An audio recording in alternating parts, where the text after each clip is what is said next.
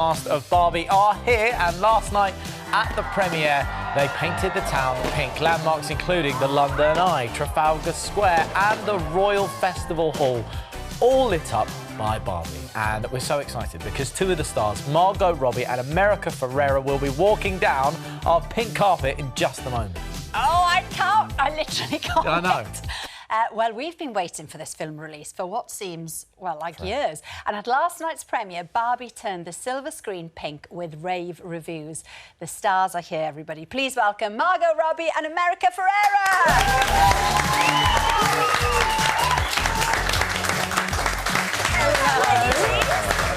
Come and take a seat. So good to see you. Yeah. I mean, before we start, we love it. Yeah. We've seen it today. Oh, you saw it? Great. Yeah, we saw it today. But look, welcome. I mean, you've been promoting this film for like the last 2 weeks. Was it 3 weeks now? I think you're hitting. I mean, how did the UK fans welcome you last night? It's just a big pink blur at this point. I don't know how long it's been, but the fans were incredible last night. We got to do the thing at the London Eye and turn a couple of landmarks pink. It was But that great. must be, and it must feel amazing for you guys, because of course you filmed it a little while ago and there's been so much buzz around it, and finally all of London is pink, basically. Yeah. And all the fans are there dressed up as different Barbies as well, from different eras. Yeah, it's been amazing. And we shot in London. We did like a couple of weeks when we were in LA, but yeah, so it's nice to like bring it back here, especially because a lot of, you know, our crew and everything is still here. Well, it is so fantastic, as Alex said. Yeah. We saw it earlier on today, and do you know what? You may not know, the little doll who conquered the world has a pretty interesting history, right? Did you know there is actually a trademarked colour called Barbie pink? Yeah, that's next for the bathroom. She has a wardrobe to die for because Barbie has worked with the biggest fashion designers of any toy brand. Yeah, and in 1967, supermodel Twiggy became the first celebrity Barbie doll. Now, along the way, Barbie has gathered an army of fans, and we've been to meet some of them. Hi, Barbie! Hi, Ken. Barbie has always been more than just a doll. She's a cultural phenomenon. For the last 60 years, she's been inspiring generations of children and adults. They definitely have a better wardrobe than me. And launched the careers of hobbyists and entrepreneurs across the UK. I've never counted how many I've got. I got as far as 2,000 and stopped. I make custom dolls. This is Mini-Me. As a child, Claire Rawlings from Blackpool had her own Barbie world. My dad completely renovated our loft at home, and that was my doll den that I escaped to. During lockdown, Claire rediscovered her childhood love of Barbie and began collecting again. So all of the Barbies you can see that are kept in these drawers, that's just a small selection of the ones that I have. Claire soon found a creative use for her dolls, which has been a hit on social media. I took up stop motion. It was purely by chance, and then I realised actually I was quite good at it. So I will take them out, style and pose them, create little settings and scenes with them, and then share the images online. Her new hobby has brought her closer to the memory of her dad, who died almost 10 years ago. Barbie brought so many happy memories back of time that I'd spent with my dad. Now, really, I wouldn't change that for the world. Other collectors have also found creative ways to use Barbie. This is how I get to the top of the Barbies. Taking their love of the dolls to another level. Brighton-based Tristan Pinheiro has built a 15-foot-high, 9-storey apartment block in his living room. These are just some of the scenarios that I pulled together. This one I've done to replicate my own bedroom, so I've got the similar posters that I had up in my bedroom when I was a child. Like Claire, Tristan creates online content with his dolls, which he posts to his hundreds of followers. And he feels his collection captures the true diversity of Barbie. There's black Barbies, there's Hispanic Barbies, there's Barbies with different abilities, Barbies that have no hair at all. Even the Queen, Queen Elizabeth II didn't get away from being Barbified. In the beginning, Barbie was very white, very blonde, but now there's a Barbie for everyone. Anyone can see themselves in Barbie or Ken. While Tristan's dolls are in pristine condition, fashion designer Peter Gill from Liverpool restores damaged Barbies to their former glory and sells them online. I'm making a pair of jeans to go with that outfit. Just use the back doing and the fly and the belt loops, and they're good to go. But what gives Peter real satisfaction is giving the dolls a hair makeover. It is quite therapeutic doing it. I do like doing the hair. So the secret ingredient to restore the hair is fabric conditioner. This one was really matted, so I had to straighten the hair and then re-curl it. It just brings me so much joy and creativity. The new Barbie movie sees her enter the real world for the first time. What do I have to do? You have to go to the real world. But to many fans, she's as real now as she's always been. Oh, I mean, I was a huge fan of Barbie. And the brilliant thing about her, she's really moved with the times, hasn't she? You know, and helped lots of people feel seen along the way. You bought the rights, Margot, to this film and produced it. What sort of, you know, right at the beginning, what sort of version of Barbie did you want to bring to the screen? We didn't, we didn't know exactly what the storyline was going to be, and Barbie doesn't have a set narrative, unlike adapting a book or, you know, a comic book or even. I knew that I wanted it to be Greta Gerwig to write and direct it, and she brought Noah, her partner, along as well to write it, so we were so lucky. But we knew that we wanted to honour the 60-plus year legacy, but also acknowledge the things that have been controversial about Barbie over the years. Regardless, it's the first time she's been seen on the big screen in a live-action film before, so it was just crazy to me that that hadn't been done, and it felt like a big, exciting opportunity. And yeah, and Greta, what she's done with this film is just insane. Yeah. It's brilliant. It is amazing. And America, you play Gloria, who works for the doll makers Mattel, right? Now, she represents, correct me if I'm wrong, the everyday woman is the line that they wanted to go with, right? Yeah, I mean, she's the only human adult in the movie, so I represent all human adults, or human adult women in the movie. We're saying Will Ferrell's not a human. You know, well, he's not a human adult woman. He is a human, but he's kind of like he's kind of this heightened reality. Hybrid of like, he plays the Mattel CEO, and he's very, very funny. Yes, Mattel was so good-spirited about how much they allowed Greta to poke fun. And anyway, Will Ferrell is brilliant and a wonderful human, but I'm also a human in the movie, and I was just, when I read this script, I was just blown away. Never in a million years did I imagine that I would be part of a Barbie movie. I didn't grow up playing with Barbies. I didn't have a special connection to it. You know, it wasn't, back when I was growing up, very representative of, you know, me.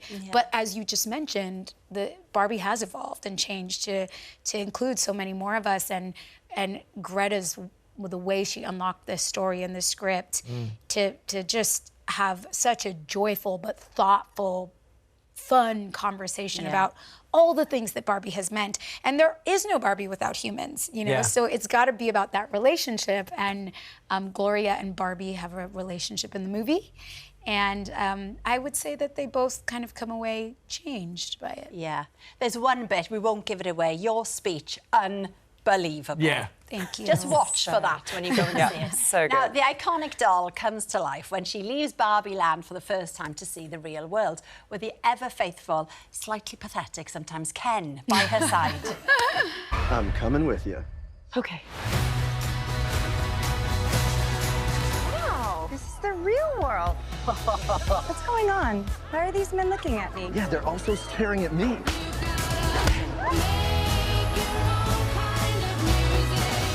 Barbie in the real world. That's impossible. If this got out, this could mean extremely weird things for our world. This would be catastrophic! The outfits are just so good. Margot, for you, before stepping out in front of the camera, how did you find your inner Barbie for it?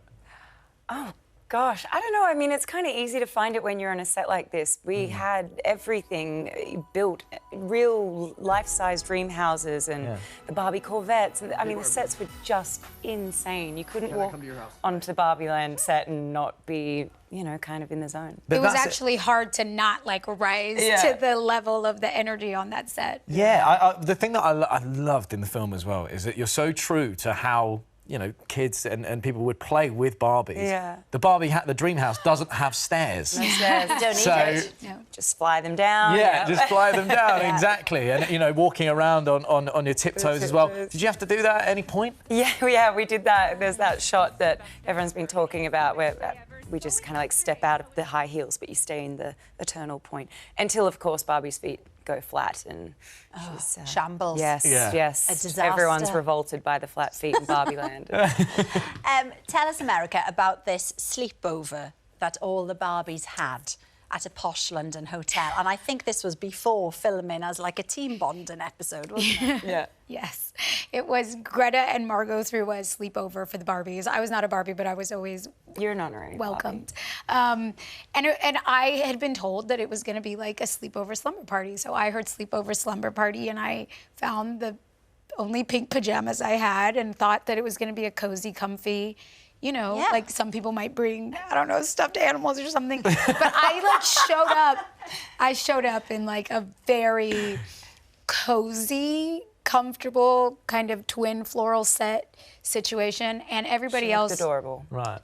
Yes, Margot says I look like a grandma, which no, is you probably look like true. You look like a grandma and a toddler at the same time. Well, like even better, a grandma and a toddler. It was so cute. But everybody else was wearing like gorgeous silk, like lace, and I was like, I didn't get the memo, but it was fine. We had a good time. We had a very good time. The Kens were invited to stop by. They were not allowed to sleep over, obviously. Just to stop by. They could stop by if they wanted to. Yes. And that is the brilliant thing about the movie, is that, you know, as we said, Barbie's evolved, and in the film you do see all the different types of Barbie. From years ago, I was like, oh, that one, and that one, and that one. So it's really nice that there's a lot of representation in there. Yeah, absolutely. Yeah, definitely.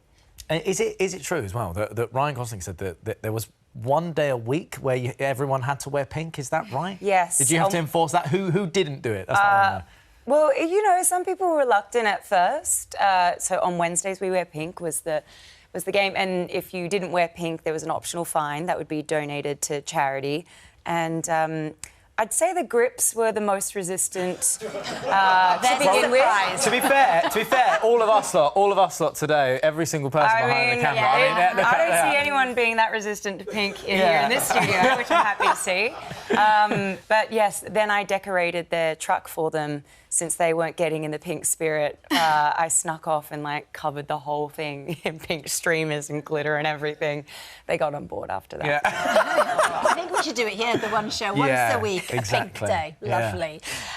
Emily on Twitter asks, and this is probably a difficult question, do you have a favourite moment from behind the scenes? Oh my gosh, I feel like there's so many. Yeah. I like, one of my fondest memories is just like the Barbie dance rehearsals. Yeah. Like we all had just met, but there was immediately this like excitement. And I remember Greta walking in and like almost tearing up and saying like, I just dreamed that Barbie Land would be like if all of the coolest and smartest and funniest girls were also the nicest girls. And it was one big like happy girly sleepover. And that's what it kind of felt like all the time. It did. The dance rehearsals were so much fun. I had done maybe like a week on my own doing the dance rehearsals because the others, you know, hadn't come in yet, flown in and stuff. And I remember the first day, all you girls came into the rehearsals and they were just I was in the middle of a routine and they were immediately like hyping me up, screaming, cheering, and I was just like, this is the best. Loving it. Yeah, exactly. It was so fun. And then that vibe just carried over on set every day and everyone would just go for it on set and be so funny and amazing and emotional in parts as well, referencing America's brilliant speech. But Ryan in particular, his version of Ken is just like, people are not ready for it. It is so off the charts. It's unbelievable, yeah. Well, Barbie is released in cinemas next Friday, which is the 21st of July. Yeah. Now, next to a man who needs no help finding his Kenergy, Andrew Pearce from Portsmouth is the start of this week's One Big Thank You, and here's why. Andrew deserves a one big thank you because of all the money he's raised, all the shows he's produced and starred in over the years. Andrew Pearce started fundraising over 25 years ago when a friend was diagnosed with HIV. He decided to raise money to get them the support they needed. Since then, he's raised thousands for many causes. Cancer charities, the local hospital, prostate cancer, Portsmouth Down syndrome, the MS Centre. There's so many. Andrew's raised over £4,000, which are vital funds and make such a difference for our children. We're so lucky to have had his support. By trade, Andrew is a hairdresser. On one occasion, he noticed that a regular client who has Parkinson's was really benefiting from specialist therapy sessions. So, he decided to help fund the charity that provided them. The money that we received from Andrew's fundraising event was £2,020, and that all went towards a new hoist for our therapy centre. The people that are in wheelchairs can be hoisted onto the treatment bed. That's made such a difference to so many people. Andrew also raises money as his drag persona, the Fabulous Miss G.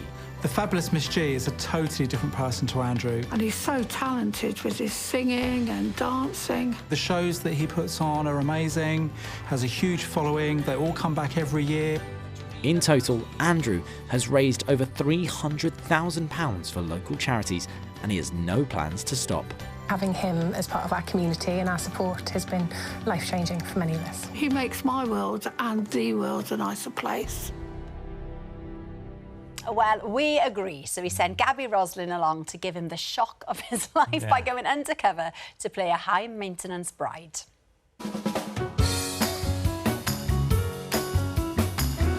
Today, we're in Southsea, at the bridal boutique and hair salon owned by Andrew and his husband, Rob.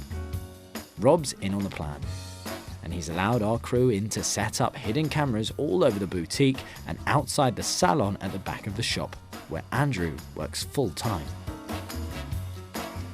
And here to help give Andrew a day to remember is his favourite television and radio presenter, Gabby Roslin. I'm so excited, but I have to be very quiet because we're about to surprise Andrew, also known as the Fabulous Miss G, because they've raised huge amounts for charity. Shh, don't tell them I'm here. Here's the bridal shop that Rob and Andrew both own, and I'm going to go into the changing room, and I'm going to pretend I'm a bride looking for a dress. With Andrew busy in the salon at the back, Gabby sneaks into the bridal shop to chat through the plan with Rob. Terrified he's going to come. Okay. Do you think he might appear? I don't know. He's got two appointments in there at the moment, but he sometimes does come out here. This is so exciting. Suddenly, it sounds as if Andrew might be coming in. Gabby just manages to get out of sight in the changing room along with the rest of the crew. But it turns out it's not Andrew. False alarm. God. To get the surprise underway, Rob will be asking Andrew for some advice on Gabby's unusual wedding plans. First, a little white lie about the shoes our undercover bride wants to wear on her special day. Say that she wants to wear these shoes. That's random enough. Okay, just one shoe. Let's see what he says. Okay. What will Andrew make of it? Look at these lovely shoes. Oh, wow. They're fab, aren't they? Oh, I don't know. We'll have to check. Seems like Andrew's after a similar pair for Miss G. It's going to take more than some sparkly heels to throw off this pro. So Gabby has another flamboyant request. She wants to wear her jacket with the wedding dress. Try that. Rob goes to find out whether Andrew thinks they might have a dress to go with Gabby's bold jacket choice. They look amazing with it. It's fab, isn't it?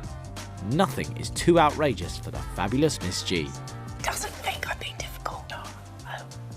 I better be more difficult. So, Gabby gets started with the final part of the surprise. To get Andrew out of the salon, it's going to take a proper bride emergency. Don't you say to him, I think she's having wobbles. And Andrew can't resist coming to help a nervy bride. Andrew's in place, and Gabby gets ready to reveal herself with Rob's help. Andrew's coming out to have a chat with you. I'm a bit worried. Okay. Because I don't know if I want to go through with this. Oh, no. I really don't. Being a huge fan, Andrew recognises her straight away. How are you? Hello. You just come to see me. Lovely jacket that's going with your dress. Such a liar. Time for Gabby to reveal why she's really here. I'm here on behalf of the One Show. Oh my God. To give you a one big thank you. Because you are incredible, all the money that you've raised. You're shaking. I know. Oh, Andrew! I never normally stump for words. I hope you appreciate today, and there's one more surprise for you. Okay. Waiting round the corner are Andrew's family and friends. Give them a wave!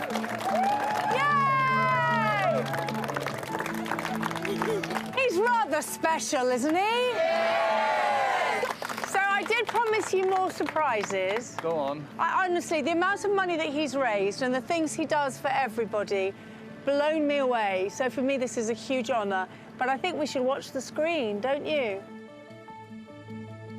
Hi Andrew, it's Alex here from The One Show. We hope you enjoyed being surprised by another fabulous Miss G, Gabby, and here are some other people who want to thank you. You've always worked tirelessly and selflessly for so many different charities. You're raising so much money, and we're so proud of you and so pleased to call you our friend. Thank you so much for all the charitable things that you do. I'm so proud of everything that you've ever done. Keep on doing what you're doing. Love you so much, my brother of choice. You're our family. Miss G's the best drag queen ever. We love Miss G! And another favourite of Andrew's, Boy George, had this to say. For 27 years, you've been tirelessly raising money for charities, and you've become an absolute champion of good causes. Well done, fabulous Miss G. I'm just blown away. Without you, I wouldn't be able to do the shows. So, unbelievable. Thank you.